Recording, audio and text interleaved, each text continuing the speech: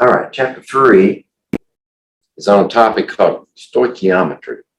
Up to this point, we've learned the alphabet of the symbols. We've learned how to put those together into words. Stoichiometry, we're going to start to make sentences and paragraphs. Okay, we're going to talk about chemical reactions. And particularly in this case, stoichiometry, we're going to look at how you keep track of what goes into the reaction and then what comes out of the reaction. And that can be predicted using the techniques and the logic that I'm going to show you. If I can get my thing to work.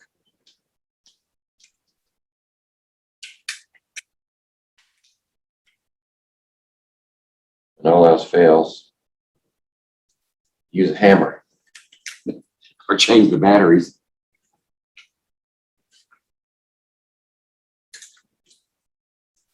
Good thing I brought some spares. These things don't last very long. There we go.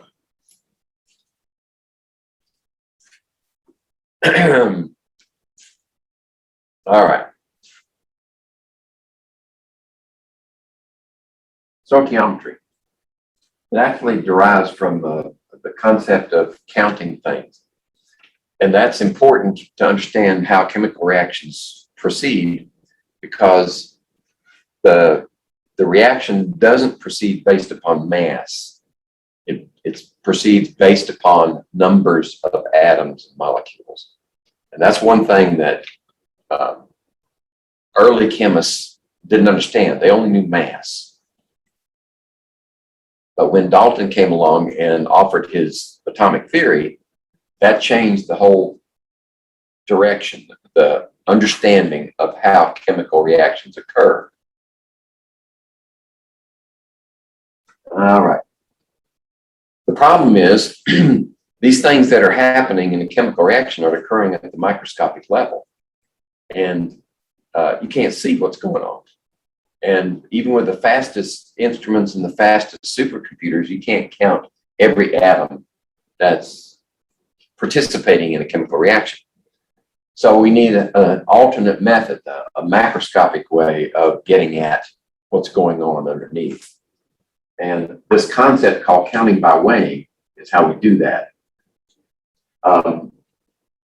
The idea is that if you know the average mass of an individual member of a group, all you have to do is weigh the whole group, and then you can get pretty close to the number that's in that group.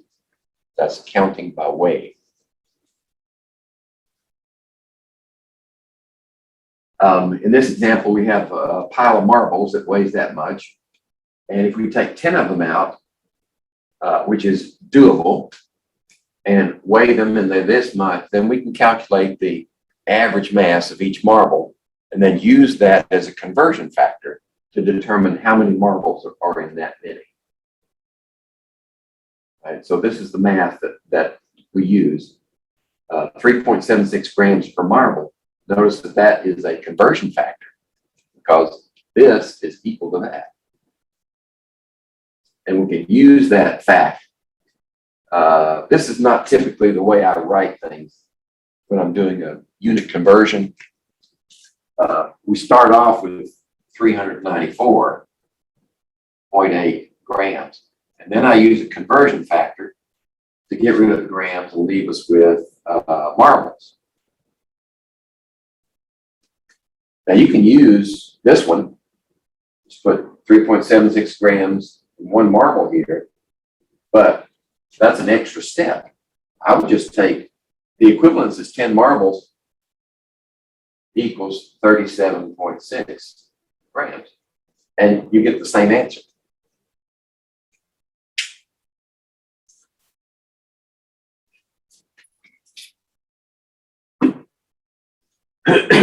Okay, so what does this have to do with atoms, right? We're going to make the transition from marbles to atoms.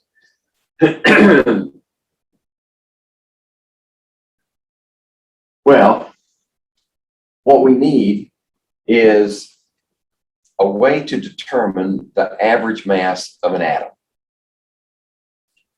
And in order to do that, we need the whole scientific community has to agree upon a standard. Right? If we agree that this particular atom weighs this much, then we can reference everything else to it. And we try to use some logic as to why we pick this atom and why we say it weighs that much. And what we've done is we've picked carbon. The carbon-12 isotope is our standard. And we say that carbon-12 isotope weighs 12.0000 on out atomic mass units. Now, roughly, one atomic mass unit is the mass of a proton.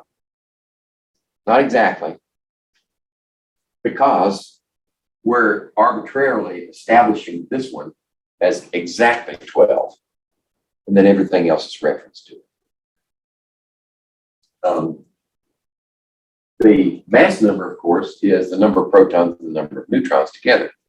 So we know that the neutron and the proton are a little bit different in mass. So we can't actually say that one mass unit is one proton, because then this 12 would imply that the protons and the neutrons are equal in mass when they're not. So this is sort of an arbitrary, we got to start someplace, and everybody has to agree. So that's the established standard. Now that we have a standard, how do we compare all the other elements, all the other atoms to that one? We use Avogadro's law. Remember what he said about gases? You have two volumes, and the volume of this one is equal to the volume of that one, and they're at the same temperature, and they're at the same pressure. Then they must have the same number of particles in each one. So if you measure the mass of one and the other, then if this one has something else, then it say that this has got the standard, it's got carbon in it. And this one has something else in it, maybe helium. Then the difference between them is owed to the difference in mass of the individual atoms. Okay. Okay, so once we've established that is our standard, and we've made measurements of numerous other elements, we can start using more convenient forms. In other words, it's difficult to make a gas out of carbon. So when you do that, you've got to pick another element to measure it against, or maybe two or three elements, and then establish those. And some of those are more easily compared to the rest of the elements. It's kind of a domino.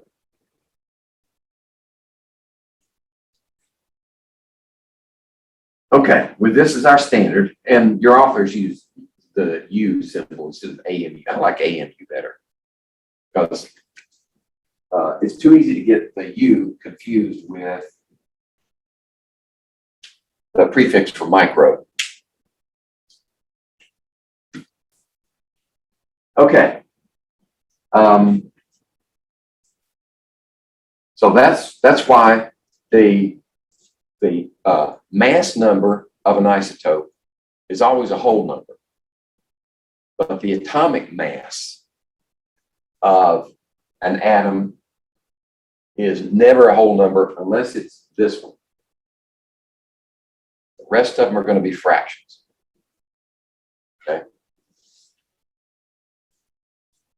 The other problem, the fly in the ointment, is that naturally occurring elements always have two or more isotopes mixed together.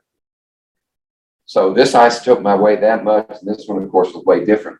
And then when you get a different percentage of each one, that skews the average mass of naturally occurring elements. But we have to know that, because as chemists, I mean, every time we want to do a chemical reaction, we can't separate all the isotopes to perform the reaction. So we need to know what is an average atomic mass for that element in nature. And that's where these numbers come from, right here. These fractional numbers. Those are weighted averages of the naturally occurring mix of isotopes, each one of those elements. Okay, now if we look at carbon, only the carbon-12 isotope is exactly 12. But there's another isotope. It's not as abundant. Right? Carbon-12 is almost 99% of naturally occurring carbon. But you do have some carbon-13. Both of these are stable isotopes. They're not radioactive. There's another one, of course, but it's radioactive, and it's such a small amount. For our example here, we're not going to consider it. If this is your life's work, then you would have to consider every isotope for every element.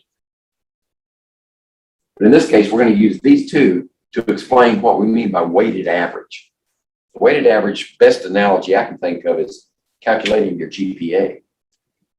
Some courses are worth 3 credit hours, some 4, some 1, some 2. So the grade you get in that course carries more weight if the credit hours for the course are higher. And it's the same concept for weighted average of atomic weight or atomic mass. In this case, we'd say this particular isotope is exactly 12, and its weighting is 98.89%. Now, when I do the calculation, I use decimal equivalent, 0.9889 times this, and then 0.0111 times that. Then, well, okay, here we go. Got to look at my own slide. Then when you add them together, rounded to 2 decimal places, you get 12.01. And if you look on the periodic table, that's what's reported for carbon, naturally occurring carbon. Okay. It's important to recognize that if you're searching for an individual atom with that mass, you'll never find it.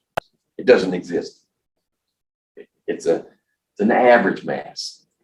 So when we are doing calculations, we're saying that each of the atoms, no matter what isotope it is that mass. And that average mass allows us to get pretty close to counting the number of atoms in a given weighed amount of that element. Okay. I'll hit this one really quick. This is a diagram of a mass spectrometer. This is how the abundance of each isotope is determined. Okay. You just take the pure element with its mix of isotopes and ionize it. Now you can influence it with electric and magnetic fields when it's an ion. When it's neutral, you can't touch it. Now that it's an ion, we need to collimate the beam, make the beam straight, so it goes through these 2 slits, which are really, they're not that big. And then we pass it through a magnetic sector. And if they have the same charge, which they all do, then the force on those ions will be the same. But the heavier ones will be influenced less by that force than the lighter ones. So the heavier ones don't bend as much, and the lighter ones bend more. And your detector can pick up that difference. In fact, the modern detectors are so fast they can count individual ions as they strike. And then they spit out a report saying this is the percent abundance of each one. Of course, you have to calibrate your instrument so you know what you're picking up. If you think you're picking up a carbon-13, but it's really, I don't know, boron, that would never do. Yeah, just lay it there. Okay, so if we have an example here, say we have this isotope with 62.6% abundance of this number of atomic mass units for that isotope. But this one is a little less common, 37% of that. what's the average atomic mass? Right? We do it just like we did for carbon. Right? We take this fractional value times that, and then this fractional value times this value, and add them together. And we get 186.2 atomic mass units for that as the average atomic mass for that element. What element is it? But we don't have the atomic number, so it's not definitive. But the way the periodic table is arranged, as you move from left to right and top to bottom, things get heavier. So you just follow along and you look for 186.2. Let's see. What are these? There's 74. No, I'm looking at the wrong one. Here we go, right in the middle. There's 101, 102, 182. We're looking for.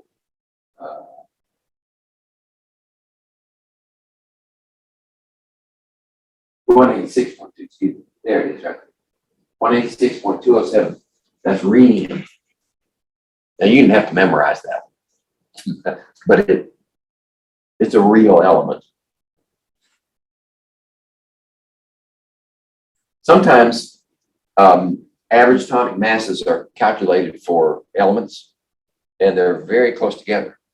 So when that happens, you might not be able to use that to determine. You'd use that plus some other indicator, like what's its chemical properties. You'd have to be given a little extra information if the atomic masses are very close together. Okay. So when we want to count large numbers of atoms, we need a new unit of measure. One that takes into account that in this given mass, there are billions of atoms. We don't want to use scientific notation for everything. So we got this new unit of measure called mole. And the mole really is just a number of things. For our purposes, it could be atoms, molecules, ions, but yes, it could be chickens. You could have a mole of chickens. That'd be a lot of chickens. So by definition, the mole is the number of isotopes, number of atoms of carbon-12 that gives you exactly 12 grams. Now that was chosen for a reason. If you have that many atoms of this isotope, and then they're going to be 12 grams. So when you look on the periodic table and you see those average atomic masses,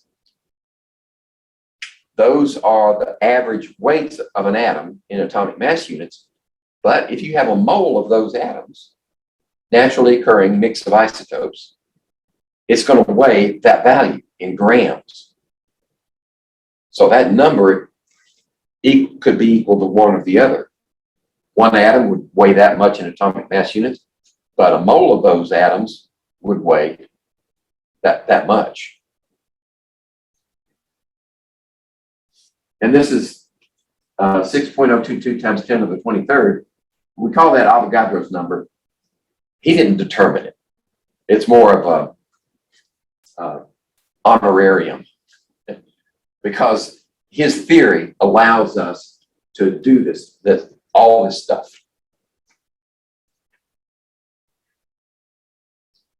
Okay. So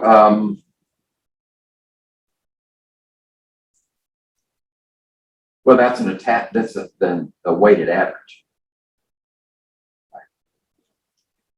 If we had this many atoms of carbon-12 isotope, yeah, it would be exactly 12 grams.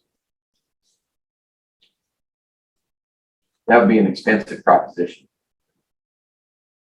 Okay. So how do we calculate the number of iron atoms in 4.48 moles sample of iron? This is a dimensional analysis problem, unit conversions. Lots of chemistry can be done with simply unit conversions. So you say, what's the relationship of moles to atoms? Well, we have it right here. This many iron atoms is equal to 1 mole. Moles cancel and leave you with numbers of atoms. Okay?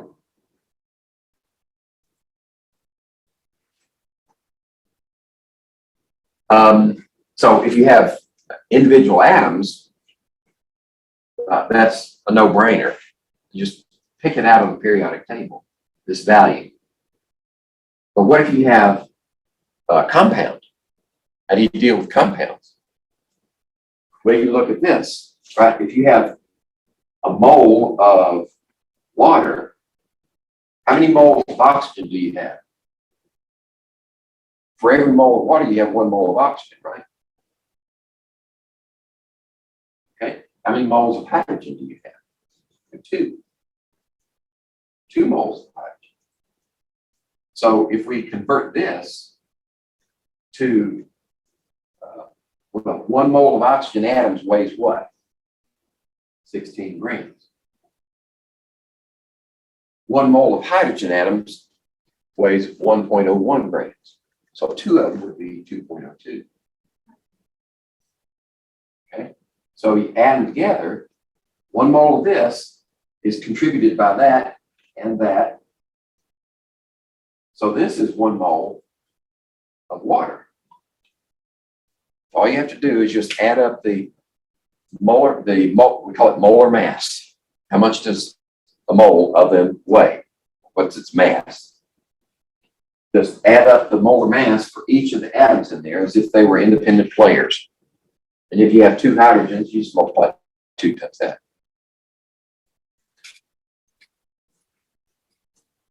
That works for genuine compounds like water, covalent compounds, where you're sharing electrons. It also works for formula units for ionic compounds.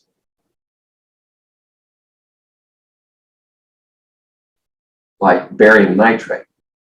Like barium nitrate, this is the simplest ratio of ions. Nitrate ion, barium ions. Right? It's not molecular. These are not independent bodies here. They form a crystal lattice structure. This is the simplest ratio of ions. But we can calculate the molar mass of that formula unit. Right? We just need this much for barium. It's pretty heavy. And if they're ions, how much does an electron contribute to the mass? Almost nothing. Right? So you can treat an ion as if it were a neutral atom when you're calculating molar masses.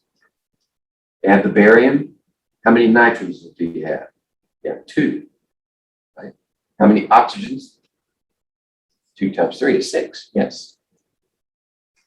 So you just multiply them out, add them up, and this is the molar mass of that formula unit right here.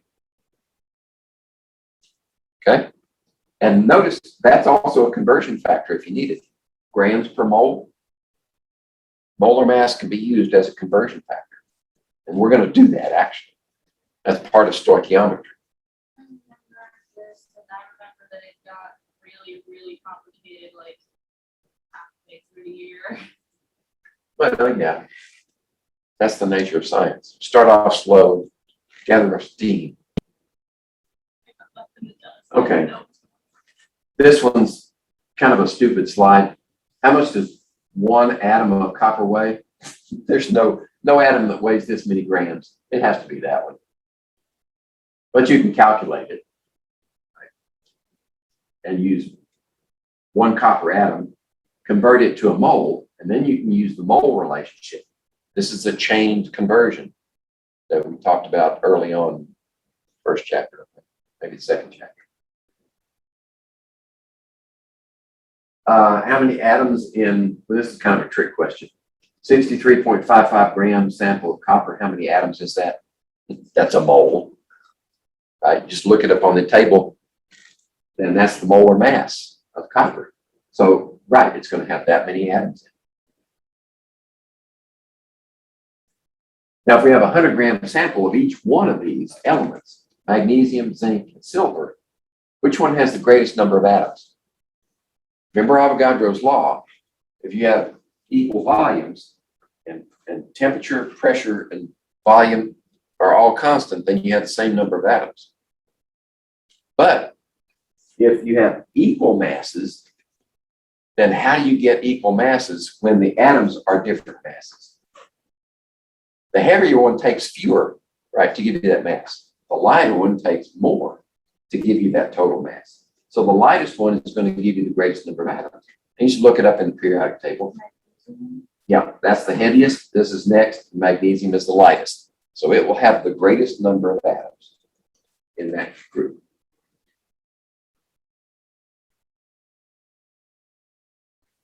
All right. In this example, you have different masses, and we want to put them in order. When I encounter a problem like this, I usually nail down the ends and then fill in the middles, but we've only got 3 of them. So if you nail down the ends, then the middle one's obvious. But you don't actually have to do detailed calculation to order these. What's their relationship to the moles? Number of atoms.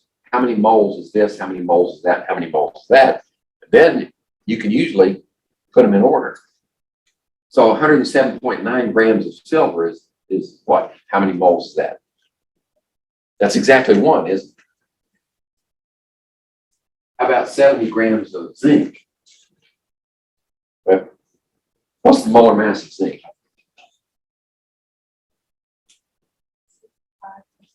Okay, so that's greater than a mole. And I know that magnesium is 24.3, so that's less than a mole. So now it's easy to put them in order.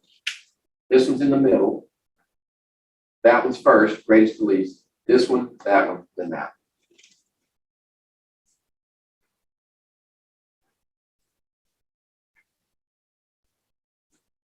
one. All right. Now, when we have to count the number of a certain type of atom in a group, right, we're comparing this water, dinitrogen monoxide. This is propionic acid, I think. And this is carbon dioxide. So we want to order them from greatest to least number of oxygen atoms. So when this happens, I call on Henry Ford, assembly line time. You just set them up and do the same type of calculation for each one. So we would put water and nitrogen monoxide and propionic acid, O2, and then carbon dioxide. And you would say, well, what are you starting out with? 100 grams. 100 grams of each. Right? Each one. So you got to convert them first to the number of molecules. And if you know the moles of each of the molecules, then you need to say, well, how many oxygen atoms does that represent? Right? For these, there's one-to-one relationship. So if we find the moles of compound, we've got the moles of oxygen.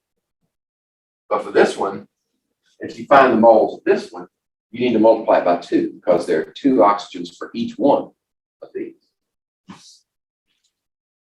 So you just set up your chain conversion. First, you convert grams to moles of compound, and then you apply the factor for the number of oxygen atoms in each one. And if we had time, I'd do that, but we don't. You have examples in the review document to give you practice doing those kind. I need another marker. This one's going pooping out on me.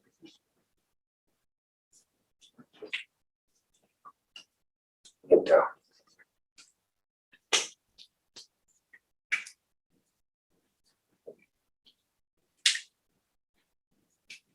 Okay. So this is just an idea of how to solve problems. All I mean here is, what's the question? Read the question and ask yourself, what does it want from me? What type of answer am I supposed to get? Then you say, all right, what's the strategy for getting there? What type of problem is this? Is it just a simple unit conversion, or do I need to dig deeper into the chemistry of the problem? And then you say, well, do I have all the information I need in the problem? If you don't, then you got to go look for it. And it'll be in one of two places, usually, either the periodic table or it'll be in useful information at the back of the exam or homework. And then you do a reality check. Does this answer make sense? If you're expecting an answer on the order of 20 or 30 grams and you come out with a value of 200 million grams, then you might want to check your math. Okay, mass percent of an element. We haven't left mass entirely. And the reason for that is when analyses are performed on compounds, the results usually appear as mass percent. In other words, when a chemist goes into a lab and analyzes a compound on the bench for components for different elements, the values come out as mass percent more often than not. So we need to understand how mass percent is calculated theoretically, and then what we do with the experimental values that come out of an analysis. Well, theoretically, all you need is what's the mass of the element, 1 mole of the element, and then what's the mass of 1 mole of the compound. That's the ratio. Let's see, we have an example. Yeah, we have an example. Iron 3 oxide. So how would we do that? Well, what's the mass of the element in that compound? You assume that you have 1 mole of the compound, which means you have 2 moles of iron. So you multiply 2 times iron, whatever its molar mass is. And then you add to that 3 times oxygen. That's the total. So this, 2 times this, plus 3 times that is this one. And then 2 times that one is this one. And that's the ratio. Theoretically, this is what it would look like. There's iron, 2 times iron. In this scenario, the element of interest is always in the numerator and the denominator, right? Because it's always part of the total, but we want to separate it out as a percentage. And in this case, it's almost 70% iron in that compound.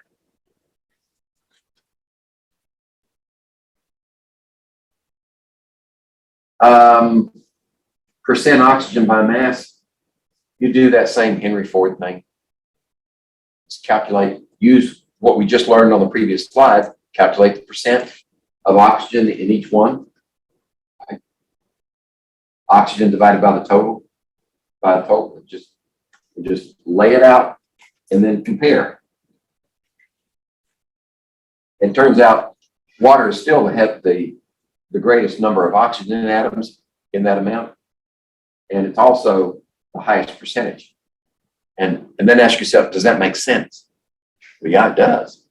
Hydrogen's almost nothing. It's almost all oxygen. And so water is rich in oxygen. Okay. Now we're going to learn what can be done with that percent composition that the chemist determines in the laboratory. It's called, first step is determine the empirical formula. The empirical formula is simply the simplest whole number ratio of elements in a compound. And this is by number. Right? So example, here, if you have, you know that's benzene, right? C6H6 is benzene. The simplest whole number ratio, we can divide 6 into that. Divide 6 into each one of these. And simplest whole number ratio is just CH. But this one is acetylene. Simplest whole number ratio there is the same. Right? So that ought to tell you that if you determine the empirical formula, that's not the whole story. Because in this case, it could be that one or it could be that one. So we need to find a way to figure out which one this actually derived from. And that's what we're aiming at, the molecular form. Okay. So what are we actually looking for? We're looking for the multiplier.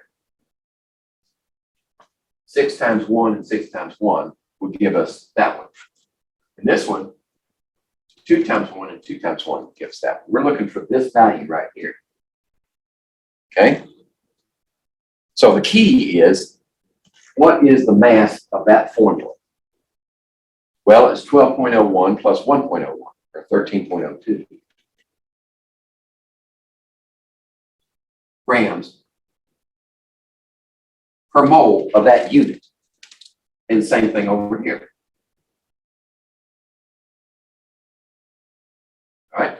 Well, if it's this one, then what would it be? That one, then it'd be 6 times that, wouldn't it? So 12, 1 to 6 is 7, 18, 78.82 grams per mole of benzene.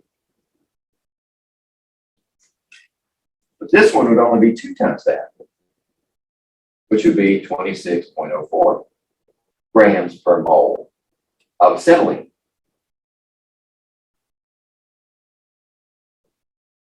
Okay, so that's what we're looking for. Notice that the ratio of this to this is our value. So if we determine the empirical formula, and I'm going to show you how to do that, based upon the percent composition, right? We determine the empirical formula, then the next step is we need to know what is the molar mass of the actual compound. We need to know that value by some independent determination. Then we can ratio the two and find out what that multiplier is. Then we can determine the molecular formula. So we've got an example coming up here. I'm going to skip that. This is just one of the methods of determining elemental composition. This works best for organic compounds, but we don't have time to talk about that. Okay, what's the empirical formula? What's the molecular formula? Oops. Okay, so let me see if I can squeeze this information in. If we have 40, almost write it over here. If we have for carbon, we have 49.3%, and hydrogen, hydrogen is next, 6.9%, and oxygen is 43.8% by mass. That's important. If you don't give specific details about percent, then percent means nothing. It's parts per hundred. It could be mass, volume. Could be mole, who knows? So we're told that it's by mass right here. Okay, so we know that it's grams per 100 grams, but we can't use that to convert. Right? It's a dimensionless number, really. So we need a dimension. Let's assume that the sample is 100 grams. 100 gram sample. That means this is 49.3 grams, right? Parts per 100, grams per 100 grams. 6.9 and 43.8 grams. Now we got something we can sink our teeth into, because we know the mass of each one, and the ratio, according to Proust, right? Definite proportions. No matter where this compound comes from, it's always that ratio, forever and always. So we know the mass ratio. Now all we have to do is figure out what's the mole ratio, the number of atoms in a molecule, or the number of moles that are represented by that formula for each element. And this is a conversion factor problem. So what's the magic conversion factor here? You want to get rid of grams, right? You want to leave yourself with moles. Whenever you see moles and grams in a quotient like that, think molar mass. So what's the molar mass of carbon?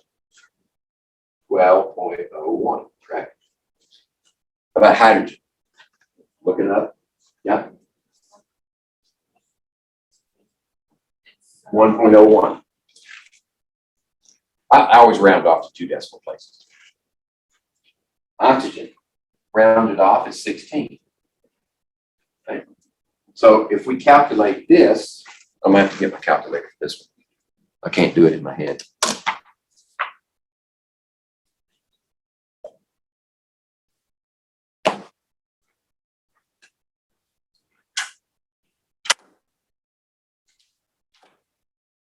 Right.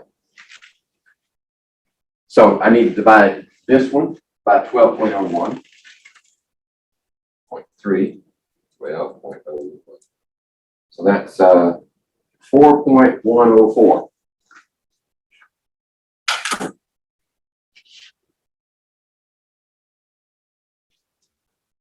Mole of carbon in 100 grams sample. The other one is 6.9 divided by 1.01, and I get 6.832. Okay, and the last one, 43.8 divided by 16. I get 2.738. There we go. Now, this is the mole ratio in that compound. But we can't write the formula with fractional subscripts. Right? We need whole numbers. Don't have a fraction of an atom. You can have a fraction of a mole, but we want to write the formula in such a way that it implies this many atoms of that, this many atoms of that, this many atoms of that. So how do you reduce that to whole numbers? Right? This ratio is fixed. So if we multiply by something or divide by something, the ratio is still constant. So what I do is divide by the smallest one first, 2.738.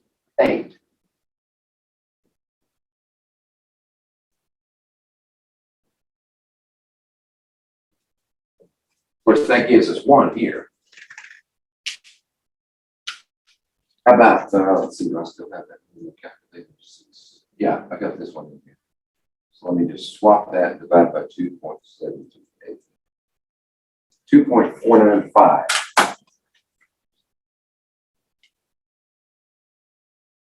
And 4.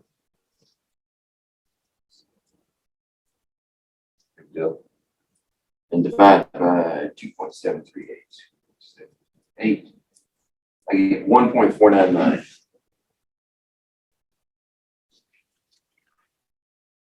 Now at this point, we're looking for close is good enough. This is very close to 2.5. This is very close to 1.5. So now we're homing in on the target. How do you maintain this ratio and get rid of those fractions?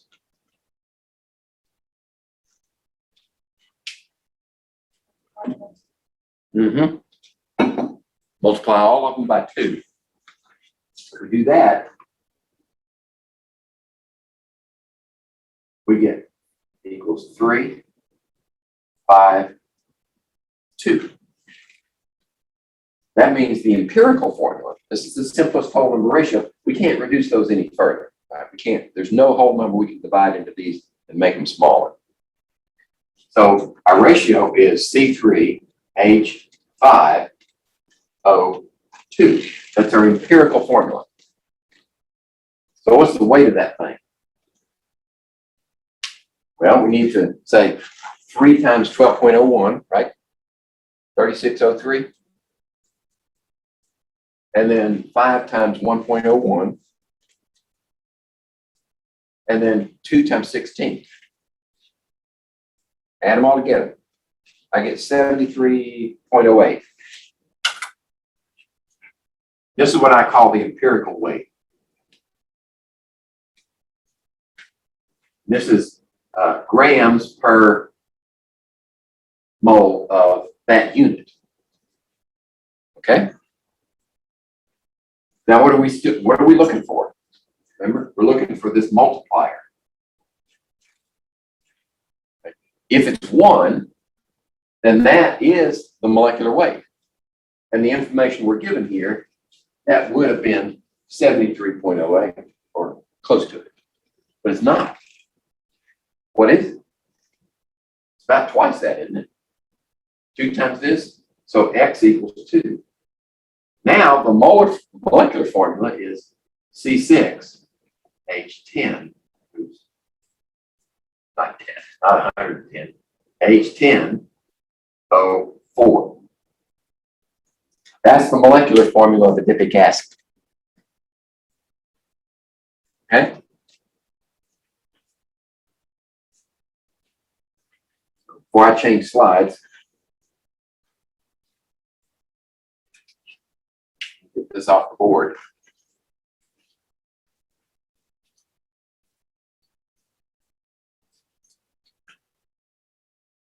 There we go. All right. I spent a lot of time on that one because that method works in almost all situations. The reason I say almost all is I'm hedging my bets. There might be a case where you have problems. Okay, now we come to reactions.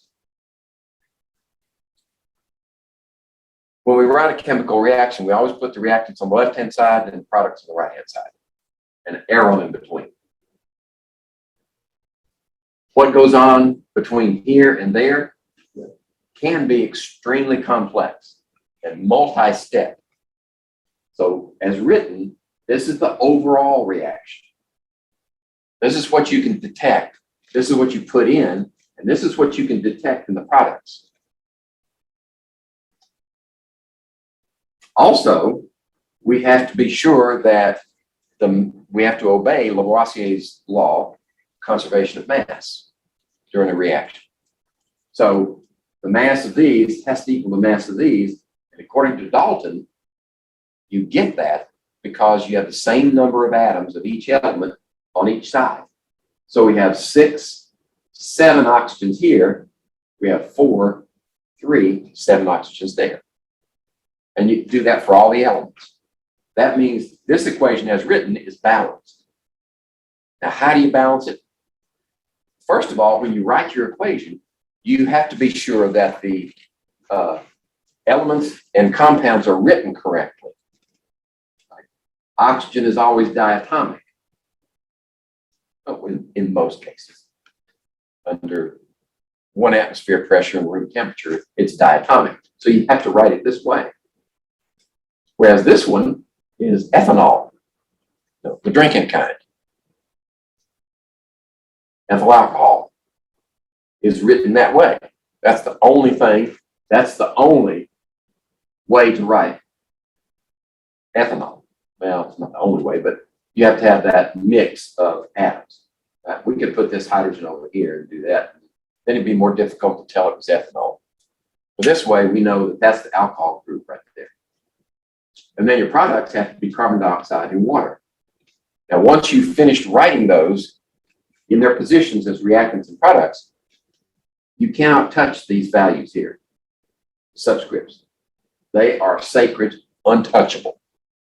The only way you can balance the equation is with coefficients. That is, what's the number in front of each one? Here, here. And then to tell the number of atoms you have, you multiply, this propagates through the entire group. 3 times 2 means there are actually 6 oxygens on this side. And here you got 1 oxygen. Here you got 2 times 2 is 4 oxygens, but you have 2 carbons also. Okay? I'm sorry? Are we doing like all the different types of reactions, like combustion and stuff? Eventually, we'll talk about them. Yeah. How do I identify them? I only remember that acid base always has salt and water. Not always table salt, but it's base salt. That's right. That's the definition of a salt in chemical terms. Okay. This can represent individual molecules and atoms, or it can be moles of. And it's more convenient for us to look at it in terms of moles, especially when you're doing calculations and you're following the progress of the reaction and want to determine with a given mass of this, what's the mass of that you should get from it. That's stoichiometry. Now, our starting point is that these reactions are 100% efficient. In other words, if you put a certain amount in over here, then it's going to be all converted into product. But we recognize that that's not true. But we got to start someplace. So we start with 100% efficiency. And these are just steps. You can read those later. It's, oh, I do want to make this point. When you're balancing an equation, not all textbooks, but most, will tell you to write your compounds and set up the equation and then balance by inspection. And I always wondered, what the hell does that mean? It means that they don't want to take the time to tell you how to balance the equation. But I'm going to do that. So these are some hints that I've compiled. And I'll get to them as we go. We'll use, let's see. Well, I need a blank board, but there we go. I got a bigger board here. So instead of this one, let's use the glucose combustion. C6H12O6 is glucose. And then we're going to burn it. You can either burn it in your teaspoon or you can swallow it and your body burns it. Overall reaction is the same, whether you burn it in the atmosphere or whether you burn it in your body. But what happens in here is different for your body. Baby steps. Okay, and the consequence here is carbon dioxide water. Okay, so we've got our compounds written correctly, our elements written correctly. Next, you set up a budget. Say, okay, what elements do I have? We've got carbon, we've got hydrogen, and we've got oxygen. That covers everybody.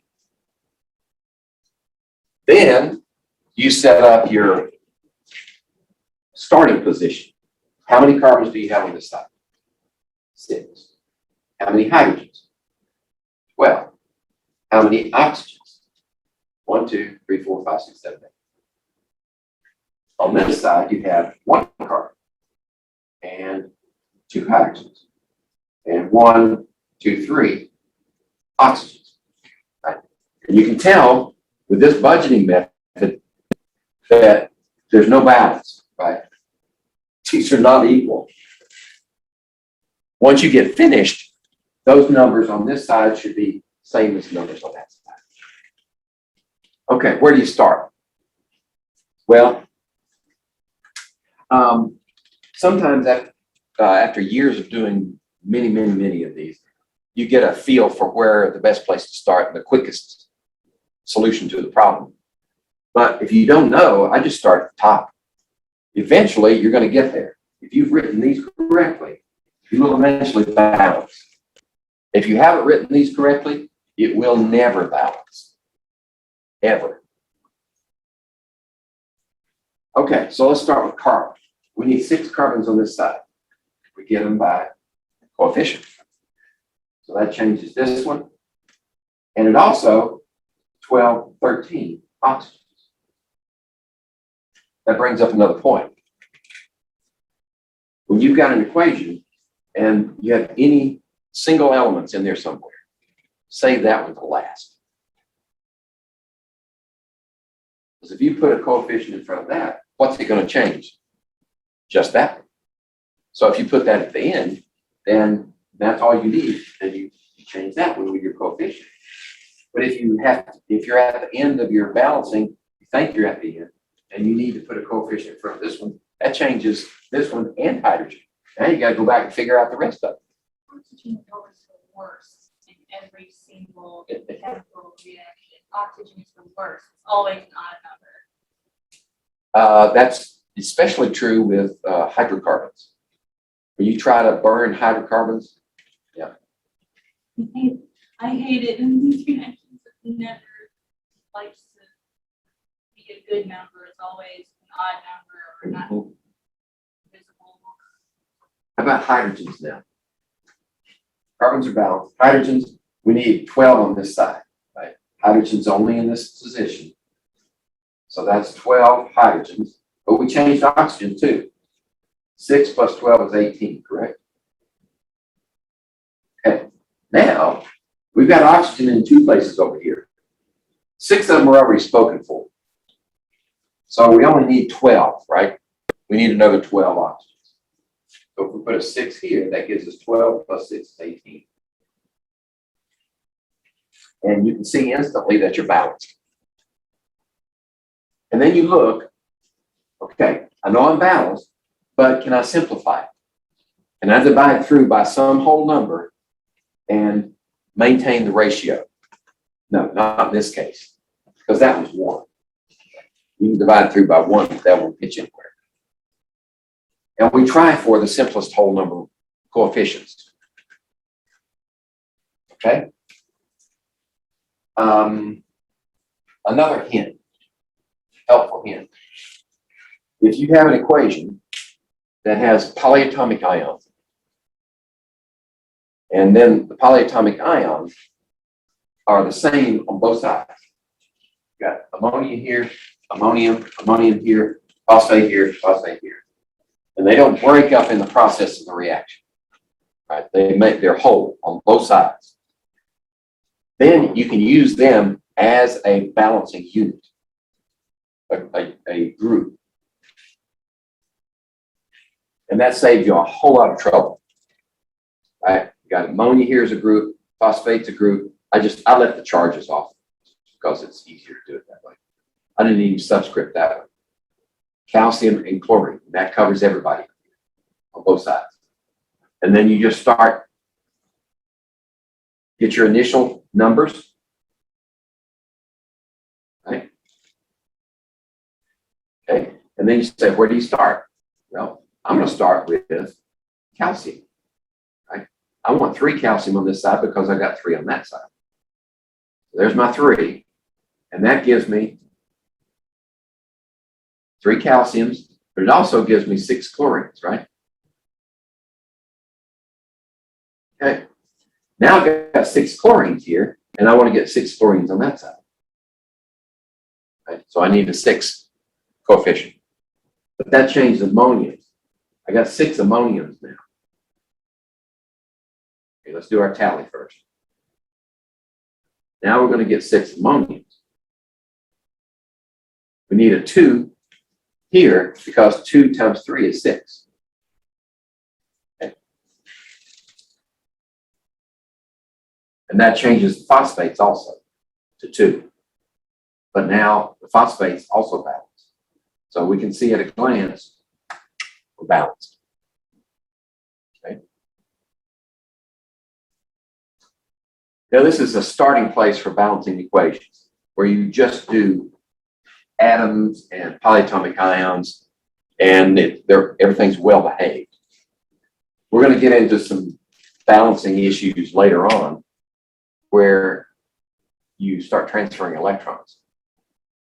They're called redox reactions. When that happens, sometimes there's an alternate, better route to take, a quicker route. Those are the ones that I hated. I hated redox. Okay. I can already predict that we're not going to. We officially have till what, 1 o'clock? 1:20? Maybe we'll get started on the chapter 4, But even if we don't finish and you have to go, I'm going to finish the lecture on chapter 4, and it'll be recorded. The discussion of the lab that we're going to do, what I may do, I've already done the discussion once in Beckley for that class. I may take that video if we don't get to it, which we probably won't. I'll take that video and post it in your 103 Blackboard so you can have a look at it. Okay, this just emphasizes that we strive for smallest whole number ratio. And that's it for this equation. That one's not even balanced. But these three are balanced technically. But we want whole numbers here. Now, there will come a time when we have to use fractions in balancing. But there are special cases, and don't worry about it until we get there.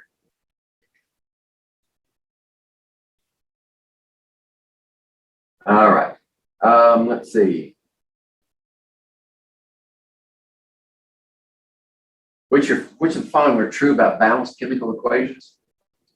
There may be more than one. The number of molecules is conserved? No. Number of atoms is conserved. How about the coefficients tell you how much mass of each substance there is? No. A balanced equation talks about numbers of atoms and molecules only. It says nothing about mass on the surface. Now we can use a balanced equation to track changes in mass, but we have to transition through moles to get there. Atoms are neither created nor destroyed. That's true. Coefficients indicate the mass ratios. No. The sum of the coefficients on the reactant side equals. Coefficients don't add up. If they do, it's purely coincidental. All right. These are just reminders. Stoichiometric calculations. Now we're going to relate the masses of reactants and products. Those are steps, and there's a flow chart if you like that. We're going to use this one as our example. It's a really simple reaction. You're just taking phosphorus and burning it. That reaction probably takes place in the match head.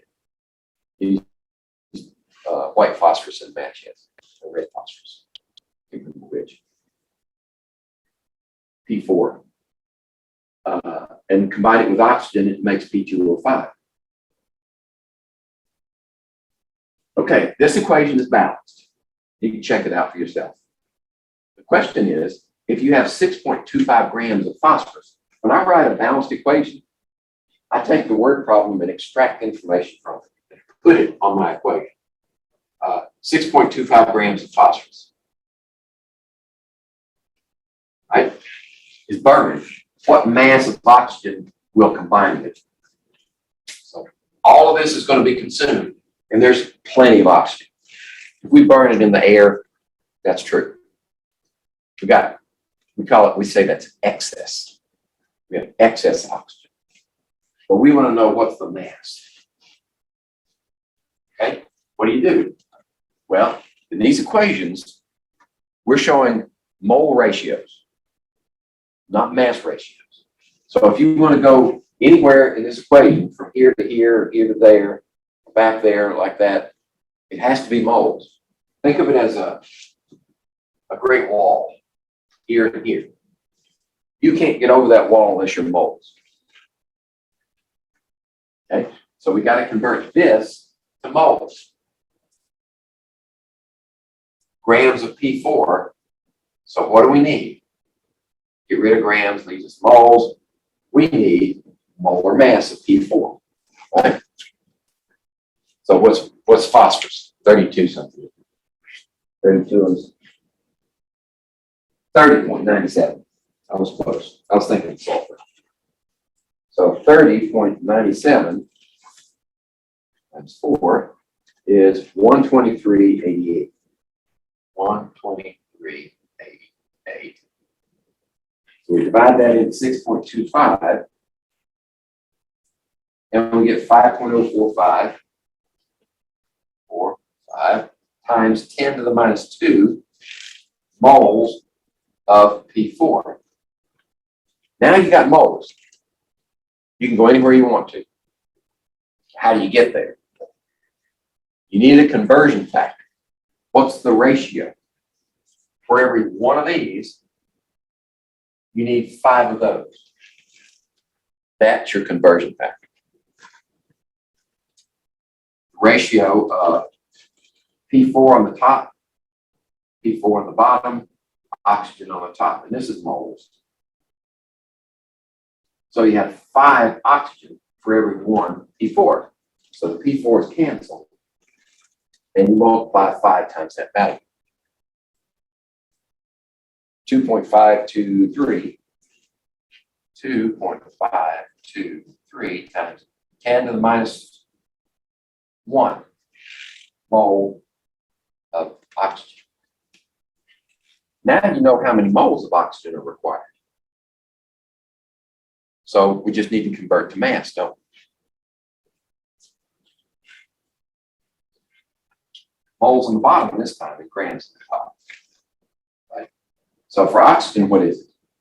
16 times 2. 32. Okay, 32 times that gives us 8.07 grams of oxygen are required. Okay, that's how you do it.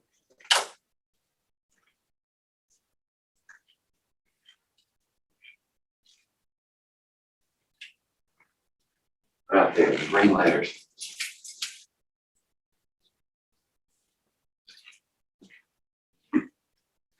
Just remember, if you don't have moles, you're stuck. This one takes a little longer. I'm not going to spend a lot of time on it, but the slides are here and the process is developed in those slides. The question is, if you have this reaction, methane reacts with oxygen to make carbon dioxide and water, ammonia reacts with oxygen to make nitrogen monoxide and water. So what are the balanced equations? There's the one for methane combustion. There's the one for ammonia combustion. Those are balanced equations. Right? So we can use those to do our stoichiometry. What's the question? I want to produce a certain amount of water with 1 gram of methane. And then I want to say, well, how much ammonia would it take to give me that same amount of water as 1 gram of methane does? So that's the connection. The amount of water for each of the reactions is equal. So if we find out from these equations that this one produces with 1 gram of methane, we just follow it along, doing our conversions, right? There's our ratio, 2 to 1. Then we have this many moles of water. Well, that's the same moles of water that you want down here. So we went this direction on that one. Now we're going to go this direction on this one. We know this many moles here is what we want. So we say, what's the ratio of this one to this one? Well, it's 6 to 4. So we take water and we cancel water with 6 moles here and we're left with 4 moles there, 6 to 4. And that means you need this many moles of ammonia. So how many grams of ammonia do you need? Right here, we made the conversion. 1.42 grams of ammonia will give you the same amount of water as 1 gram of methane.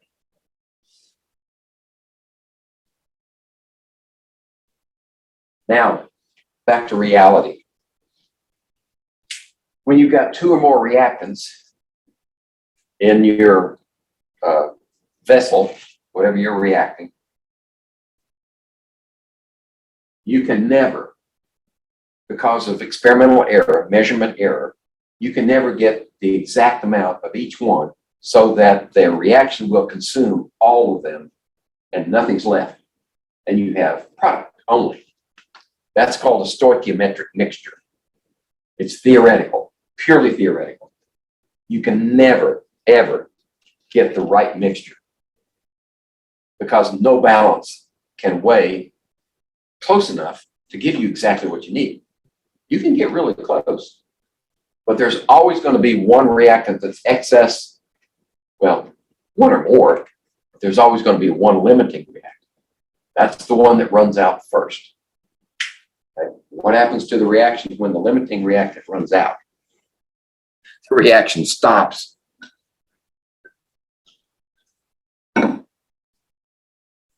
So we want to know what the limiting reactant is. Otherwise, we can't estimate what the products are. Once we know the limiting reactant, then we can use our stoichiometry methods that we've learned so far and determine how much of the product there is. Okay, this is the author's idea of a stoichiometric mixture, right? Everybody's got dance partner. And you end up with nothing but product over here, right? That never happens. Limiting reactant, in this case, which one's limiting? Sometimes it's easier to ask which one is excess. Right? Which one do you find on both sides? Well, you got these with no dance partners, so they're left out over there. This is nitrogen. Nitrogen's excess. That means hydrogen has to be limiting. We used up all the hydrogen and we had some nitrogen left over. Okay. That's always the reactant that runs out first is the limiting reactant. I'm not going to go through this one. You can look at it yourself. Well, I will say that let's just do the first one. 2 moles of hydrogen and 2 moles of oxygen. So how many moles of oxygen does it take for 2 moles of hydrogen? Only takes 1, right? You've got 2. So which one's limited? Hydrogen. You got excess oxygen. Well, if you look down through here, you find that this one produces how many moles of water? Well, if you got 2 moles of hydrogen, you're going to make 2 waters. Right? This one's going to make 2 waters. This one's going to make 2 waters because that's a stoichiometric mixture, 2 to 1.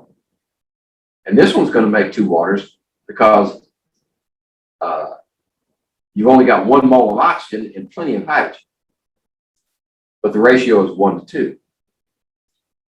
So every one of these gives you the same amount of water.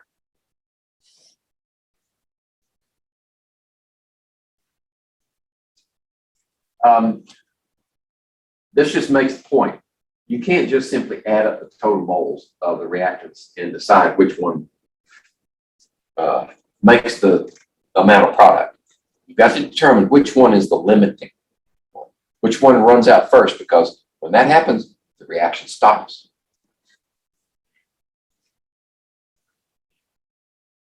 Okay. So the method I use is, well, this works. This works if you have, say, 2 reactants make 2 products, for instance, and you have a certain amount of this one and you have a certain amount of this one. Then what you say is, you convert this one to moles and say, okay, how many moles of product does that make? And then you convert this one to moles and say, how many moles of C does that one make?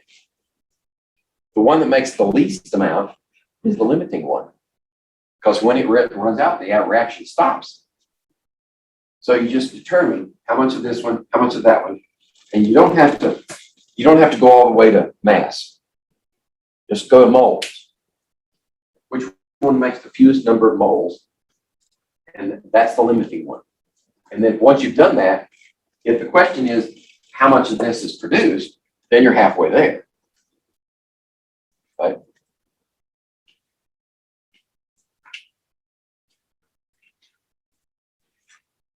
All right. Now there's another fly in the ointment. Percent yield. Right? We know that there are limiting reactants, and that's going to limit the amount of product you produce. But that's on a stoichiometric basis. On a practical basis, you've got things like spillage, side reactions, not the ones you intended. You've got purification problems, right? You produce a mixture, especially if your reactant produces 2 or more products, then you want to get one of those products purified. Well, purification inefficiencies will limit the amount of product that you produce. So all of these together produce an actual yield of a product. But the theoretical yield is determined by the stoichiometry of the balanced equation. So you can calculate what is the theoretical yield, and then you measure the actual yield. And when you ratio those, you get a percent yield. All right. So in this case, the question is, with this reaction, which we're starting with phosphorus again, but now we're going to react it with fluorine. Right? Fluorine's diatomic, and we make PF3. So what mass of P4 is needed if you know that you want 85 grams of this product, but you also know that the yield is only 64.9%? How do you deal with that? The calculations that we've done so far are 100% stoichiometry. Right? So what you do is you say, all right, back figure it. If I need 85 grams over here, but the efficiency is 64.9%, before I go backwards in my calculation, I need to factor in this value. Right? So you divide by 0.649. Or you could say this.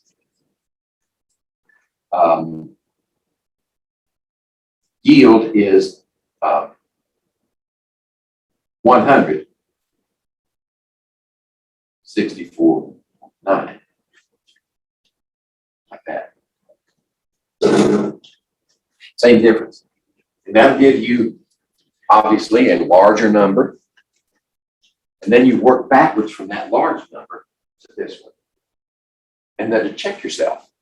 Well, if it's that efficient, then I say, all right, I'll start with that number. What do I get over here? Well, you get a big number, but that's 100%. But I can only expect 0.649 of that. So that's how it works. Okay. So here's the calculation. You actually want to end up with this theoretically. Right there. And then you work backwards in your stoichiometry. Convert that to moles of PF3. Then use your ratio of 4 to 1. And that's how many moles of P4 you want to start with. And then convert P4 back to grams. And you need 46.1 grams of P4 to guarantee 85 grams of product.